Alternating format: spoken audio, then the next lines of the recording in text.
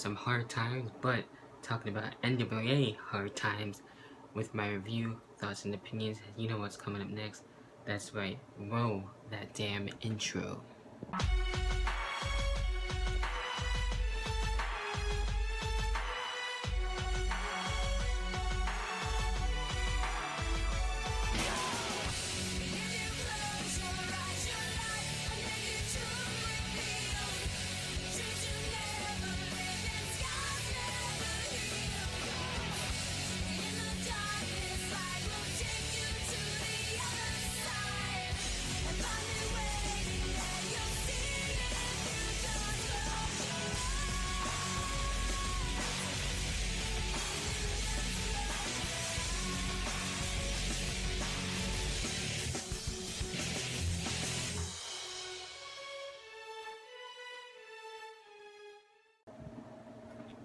Alright, so NWA Hard Times, the pay-per-view is in the record books, and gonna be talking about how I felt about it personally, and being able to watch it on Fight TV. It was the easy 2 to 2.5 hours, just match after match, and I like the booking of NWA, how I wish WWE's main roster would be. I got the tablet with me, so I'm gonna be talking about what happened in all the matches and stuff like that. So definitely highly recommend NWA Hard Times if you haven't seen it already. And I like the pay-per-views, are actually really cheap, so it's about 21 bucks, give or take 20 to 21 bucks on Fight TV, so that's really cool. And I think I'm definitely going to be ordering NWA pay-per-views and other pay-per-views on Fight TV, and eventually catch up on some Ring of Honor 2 and stuff like that. So there's definitely a lot to look forward to this weekend, starting with NWA Hard Times, and as well when Worlds Collide, and of course the big one,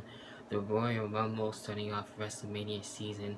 That's crazy, there's a lot to get to, so let's get right down into it. And with the first match that we did see, of course, we had the television tournament where they were looking to have a new television champion, and basically all these matches were time limit matches, and where we had in this one Trevor Murdoch and the question mark on this one.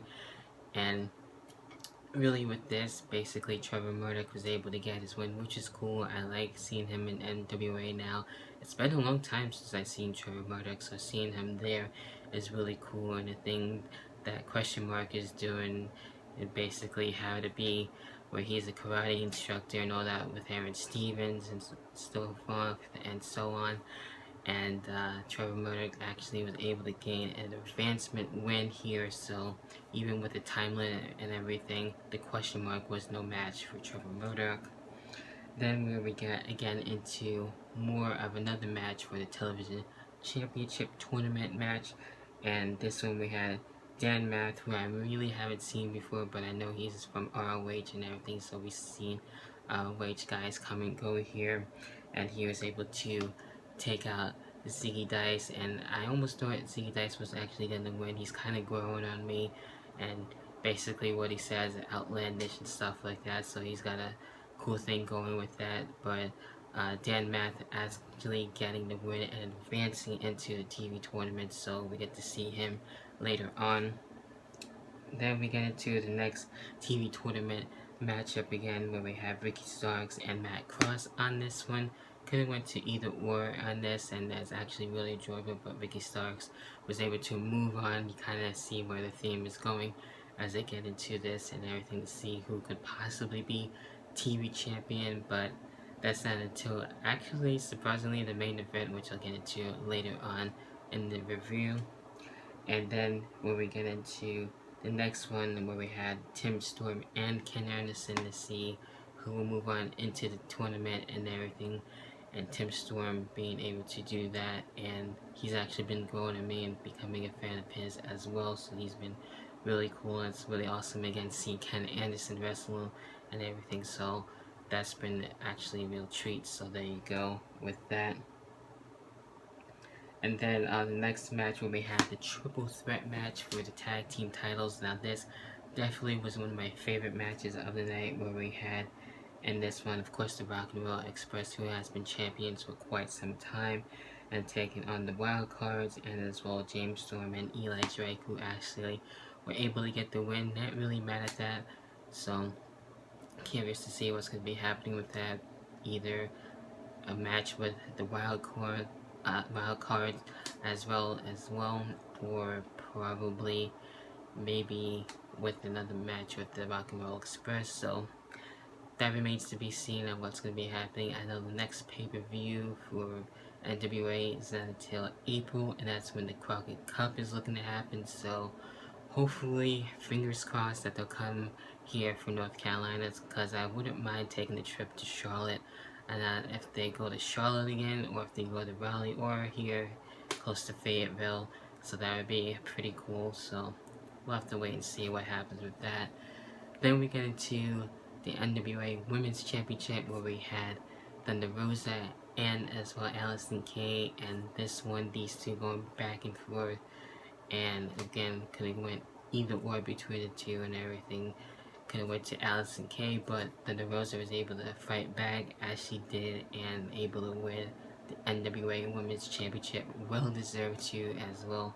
Been loving her stable with Marty Bell and Melina, so that's been dope to see. So definitely big ups to Thunder Rosa, and as well becoming one of my favorites. So she definitely deserved that, and well deserved as well. So we'll see who will step up to the plate and face Thunder Rosa. That remains to be seen as well. Then we get into one of the semi-final matches, where we had Trevor Murdoch and Dan Mack on this one. Trevor Murdoch actually being able to advance on this, being able to move forward. So there you go. And then when we get into the next semi-final match between Ricky Starks and Tim Storm, what I would like to see Tim Storm actually get the win, that would have been cool, but Ricky Starks again advancing once more, and we'll see who won exactly, so getting closer to that. And what was kind of interesting here, where we had next matchup, where we had the national championship match between Scott Steiner and as well Aaron Stevens on this one, but the question mark kind of getting involved and messing with the wrong man in Scott Steiner. There was a DQ involved, which was kind of sad and unfortunate. It sucks that had to happen like that, so hopefully there's a rematch sometime, whether it's at NWA Power or at the next pay-per-view coming in April. Unless something happens between now and then, we'll see where that goes. And what was surprising too with the next one, with the NWA World Heavyweight Championship being on the line, Nick Aldis and Flip Gordon, and these two, really doing their all, fighting back and forth and everything. Interesting spots as well, where we had like the stunner too from Flip Gordon, not once but twice. That was crazy. But Nick Aldis actually being really clever with the roll up, retaining, and Flip Gordon could have had his chance as well for Villain Enterprises and as well for Marty Scurll and everything. So could have had that, but Nick Aldis was able to retain somehow, some way. Not really mad at that, so can't go really wrong with that. And what was actually the main event, of course, the television championship. This one didn't have a time limit between Trevor Murdoch and Ricky Starks on this one. And I was actually hoping for Trevor Murdoch to get the win.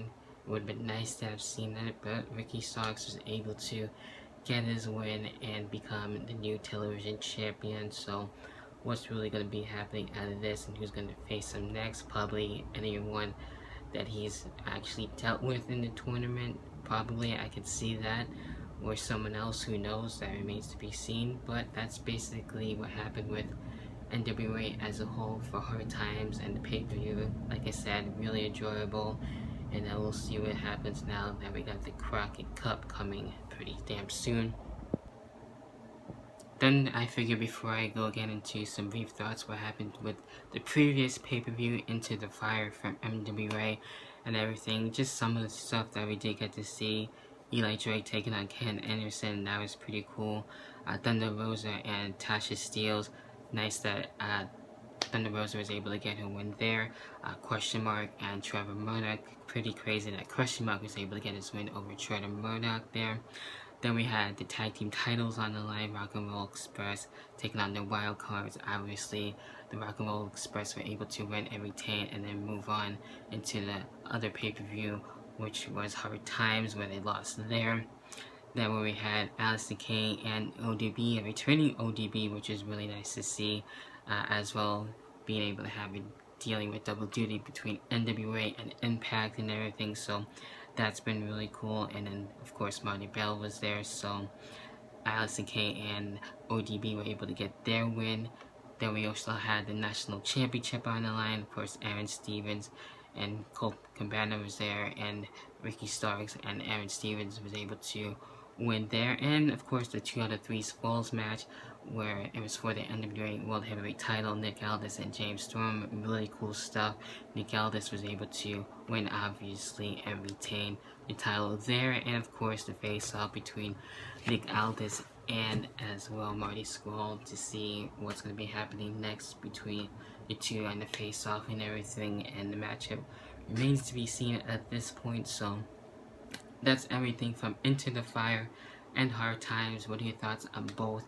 Definitely leave it in the comments and we'll talk about it well after this video is up. And as well, be sure to leave a like, subscribe, and hit the notification bell to stay notified for all of my videos.